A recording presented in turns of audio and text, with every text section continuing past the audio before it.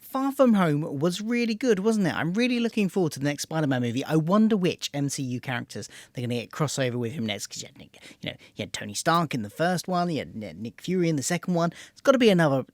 Pardon? Oh, they have. Right. Great. Okay. I'm going to do it. I'm going to talk about the Spider-Man situation that has happened all in the last 24 hours. This is a bit of a different video for me because you are not seeing my face, but also it's not a highly edited voiceover video that I sometimes do. It's just me. There might be like an image. You might be seeing an image of Spider-Man. It's probably a static one at the moment. It probably won't change for the whole. You know what? No, it will change. I'm going to change it now. There you go, you got a second one. Anyway, I'm Phil. If you have not listened to my channel before, watched my channel before, I talk about all the geeky pop culture I like, and I like the MCU, and I like Spider-Man. So, of course, with this news that broke today, I need to talk about it. Now, let's recap. Okay, what's happened. Okay, so the Deadline had published an article entitled Disney-Sony Standoff Ends Marvel Studios and Kevin Feige's Involvement in Spider-Man. So, but basically the gist of this article is that in negotiations for future movies of Spider-Man set within the MCU, the negotiations have broken down.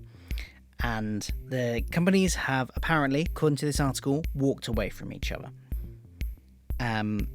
Now, I've been seeing a lot of stuff on Twitter, hate very much directed at Sony. There's been a few Sony defenders, but a lot of Sony haters in this.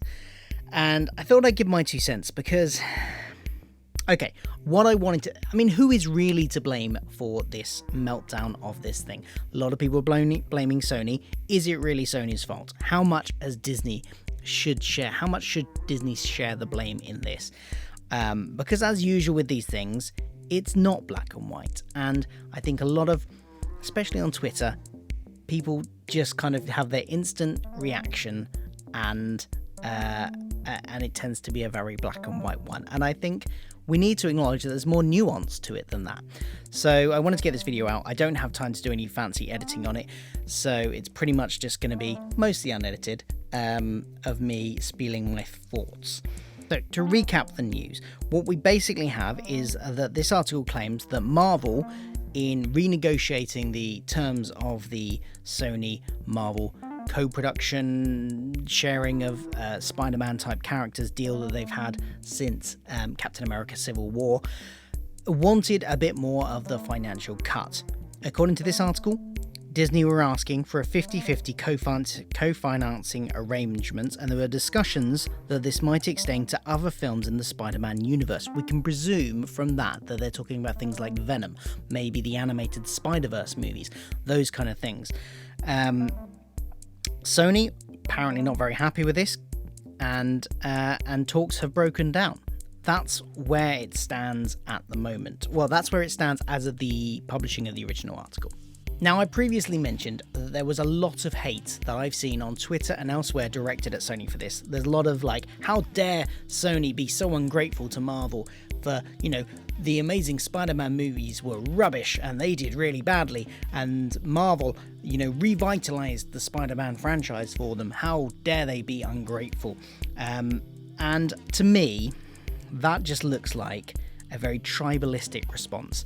It's the Spider-Man it's the MCU fans, of which I class myself as one, going, I'm on this side because it's my side. I don't care about the intricacies of the arguments. I don't care about the intricacies of the situation. The fact that might not be black and white. You've hurt my side, so I'm going to criticize you. That's what it comes across as to me. And I say that as someone that is an MCU fanboy, basically. I love the MCU movies. I don't think there's been a bad MCU movie. I think it's great that MCU got Spider-Man. I want to see Spider-Man continue to be in MCU movies. What I'm not going to do is do that tribalistic response, because I really hate tribalistic responses. I hate people that back a side because it's their side, as opposed to looking at the facts. look at what the situation is. Don't just go, hey, I feel hurt by this, I'm going to attack the other side. Let's not other the other side like that. So let's look a little bit more at the details. The deal proposed, as I just said, was that Marvel wanted a 50-50 co-financing arrangement between the studios. This would mean they both finance the films 50% each, and they would both take 50% of the profits. So on the surface of things, that kind of feels fair, doesn't it? And that's what a lot of people are latching onto. But the bit of this that does not immediately look fair to me is that it says the discussions that this might extend to other films in the Spider-Man universe. So we're thinking probably the sequels to Venom, the sequels to the amazing, Into the Spider-Verse, those kind of things as well, that don't directly have a tie to the MCU as is. Now look, I would love those things to be part of the MCU. Maybe not Spider-Verse, but Venom certainly. I would love them to wrap that into the MCU in some way. The deal as it stood beforehand was that, this is another thing. Lots of people online are claiming to know what the existing contract between the two companies says. And the truth is, we don't know the details of that contract. We can't know the details of that contract. The only people are going to be the high-ups at Disney and the high-ups at Sony that know all of the details of that contract. So I think we've got to admit that to ourselves, that we don't know what the intricacies of the contract are. We can guess, we can make informed sort of predictions on what they are based on how people have reacted to stuff and what they have let us know that is in the contract. But effectively, I think what we can say for certain about the existing contract is that it was an agreement. I believe the figure is out there, and I think it's in this article somewhere, that Marvel/Disney get a 5% cut of the standalone Marvel movies. And as part of the existing deal, also, they share characters. So Spider-Man can appear in some Avengers movies, and they don't have to pay Sony for that. And Sony can use some MCU characters. So far, they've used Happy Hogan, Nick Fury, Maria Hill, Tony Stark. And again, there doesn't have to be a payment for that. So that's a reciprocal benefit there. Another part of the existing deal, however, was that Marvel would get all merchandising rights to merchandise off the back of the Sony-made MCU movies. So Spider-Man Far From Home and Spider-Man Homecoming, all of the merchandising revenue from that came to Marvel. So when people are going, well, yeah, of course it's fair that Marvel get 50% of the profit, they put 50% in. Another thing that they're not taking account from the money that they're earning from those movies in a sort of secondary capacity from merchandising. Also on that point, currently I don't believe, although if you can quote me some sources that prove me wrong on this, please feel free. Don't just, there's no point in just saying, oh no, you're wrong. Show me the sources where I'm wrong, please do. But I believe that in terms of the financing for these standalone solo movies of Spider-Man, there is, it's all made by Sony. Kevin Feige came on board was sort of lent as a producer for the movies, but they are Sony movies. They're not Marvel Studios movies. Even though they've got a Marvel Studios producer on board, he was sort of lent to Sony to give a guiding hand, help the movies fit into the MCU a bit better. But they are still Sony movies, and Sony are the ones with the with the copyright and the intellectual property for Spider-Man in movies. And this new deal, this 50% deal, doesn't seem to take account of that. Now, yes, absolutely, I can absolutely understand why Disney would want a bigger slice of the pie, but I don't think 50% is a reasonable offer for that. I don't think they should be saying, we demand half of this, because they're still Sony-produced movies and with Sony intellectual property as is. So that's what's been proposed anyway, and what the deal is now, the merch rights and stuff like that. That's the sort of situation we're in. Sony have, since this article came out, released a statement in a way. They put some stuff out on Twitter, and they say this is down to this has been mischaracterized in the press, and actually it's all down to just the talking about the loss of Kevin Feige from the role of producer on these movies because he's too busy with the other MCU movies now that they're getting the X-Men and Fantastic Four, and they've got a big slate there. So they're trying to play the situation that's come up in the press off as that. Whether or not this is spin or real, we don't know, and they're saying this is completely separate to the ongoing negotiations. So they're saying they haven't walked away from the table. They're just saying that, yeah, Kevin Feige's not going to be producing the next couple of movies. That's Disney's decision. We're very sorry that he's not. We'd love to have him back one day. But this is separate from the negotiations in terms of the deal. So that's what Sony have said now. Now look, so who is to blame for this? It's a very... people seem to want to make this a very simple question. They want to take sides. I don't think there is a side. I think both sides are being very stubborn about this. I don't think there is a single bad guy in this in terms of a side. And I say that as an MCU fan. I say that as someone that wants Spider-Man to stay with the MCU, that thinks Spider-Man that Sony didn't handle him very well. But that is irrelevant to whether or not it's fair, the deal is fair or not. Yes, creatively, Spider-Man was not handled very well at Sony in more recent years, apart from Spider-Verse, which was very good, by the way. But apart from that, they haven't historically been very good at handling him well over multiple movies creatively. But this isn't about creativity, this is about fairness of the deal. We may, as fans, want him to be in the MCU, want him to be handled by Marvel because it's good, but that doesn't inform fairness. And what's fair here is not a 50-50 split, in my opinion. And I can't see why Sony would accept it, and I can't see why people should expect them to accept it, because it's a terrible deal for Sony. Somebody on Twitter put out made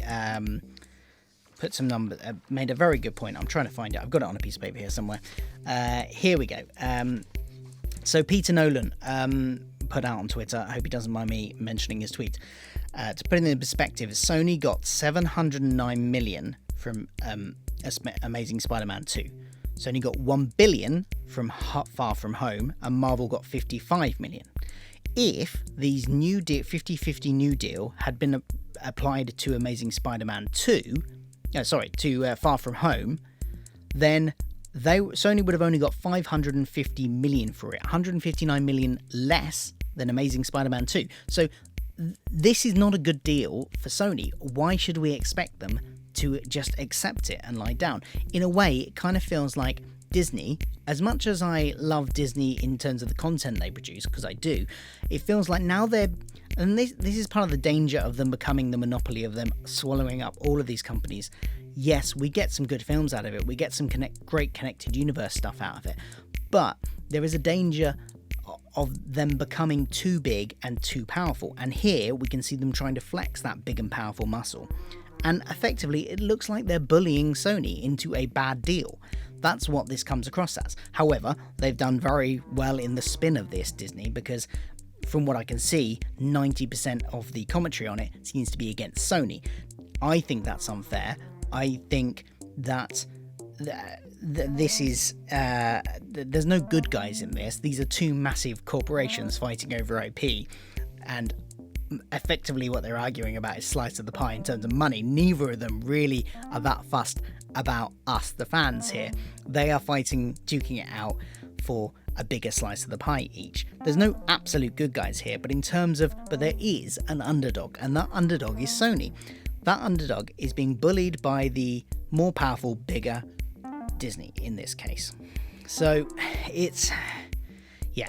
I've been waffling on for this far too long, but I've been seeing a lot of people getting really on Sony's back about this, so I thought there needs to be a bit of balance. I'm gonna throw my 2 cents in, and just say, look, don't just see this as, hey, my guys versus your guys. Look at the detail of this. Think about it a bit more. Hey, there's another side of this, but I've been waffling on for 17 minutes as well, so I'll keep this bit quick. What does it mean? If they do go their separate ways, what does it mean? Does it mean a reboot? I mean, we don't know. People are just speculating at the moment. Could be a reboot, or it could be... There's no reason why they can't continue the Tom Holland Spider-Man into their own movies. technically, I would imagine, again, we need to stress this, I don't know what's in their contracts, neither do you. So anything is speculation at this point, but I would think by the type of contracts I have seen in the past of various media things, I would guess that the rights for any characters that originated in the Spider-Man Sony produced movies maintain with Sony. And obviously all of the actual Spider-Man characters that originate from the comics, the IP rests with Sony. So there's no reason why they couldn't continue the story from Far From Home if they wanted to. What they wouldn't be able to do is use any MCU characters. They'd be very restricted in how they could reference MCU events. They would probably find themselves in a very similar situation to how the Netflix series ended up referencing them, The Incident and things like that. So you might not find him mentioning Tony Stark, but might find him referencing him in a way that could be interpreted as talking as Tony Stark, but doesn't directly say it. Do you see what I mean? That kind of thing. So we could see that happen. And if they do this split, which I really don't want them to see, I'd like to see them continue to work together. That at least leaves open the interpretation that these movies are still in the MCU. Now, there will be fans that argue they're not because, hey, Marvel has no involvement, how could they be part of the MCU? And this is a similar argument we saw when the TV division of Marvel split from the movie division, and we got Agents of S.H.I.E.L.D., which, when it started, was very much marketed as this is the television side of the MCU. But in more recent years, since that internal split of departments, the TV series has certainly still been trying to tie in where it can, but that's been happening less and less. And you've seen some fans go, "Oh no, this doesn't count. This isn't MCU," and other fans, like me, carry on saying that they are MCU. And if Sony does this, we'll get a similar thing. And I think that potentially could work if they stick to it being, hey, friendly neighborhood Spider-Man stories, just swinging around New York, dealing with low-key stuff, no world-saving stuff. That way, if they keep it low-key like that, they could possibly get away with it if they needed to. And would I go see them? I'd probably go and see any of those Tom Holland starring Spider-Man films. I'm not going to boycott Sony to that extent. If they reboot it, will I go see it? Probably not. And that may sound strange because I've been effectively trying to slightly balance the scales by having Sony's back a little bit, even though I'm a MCU Marvel fan, because they, I have no interest in a rebooted Spider-Man. I've seen enough of those. So I've got enough films to watch for the MCU. If I can justify it in my head that it's still part of the MCU, even if the companies aren't connected, then I'll probably go see it. I'll still consider it part of the same story. If they completely reboot it, I'll probably think, I've got better things to spend my money on. I'll watch it when it comes on Netflix or Amazon Prime or some kind of streaming service when it's, just I don't have to pay anything extra for it. I'd probably get around to watching it eventually, but I probably wouldn't go and pay to see it at the cinema. So, yeah, that's kind of where I am on the whole Sony Marvel thing.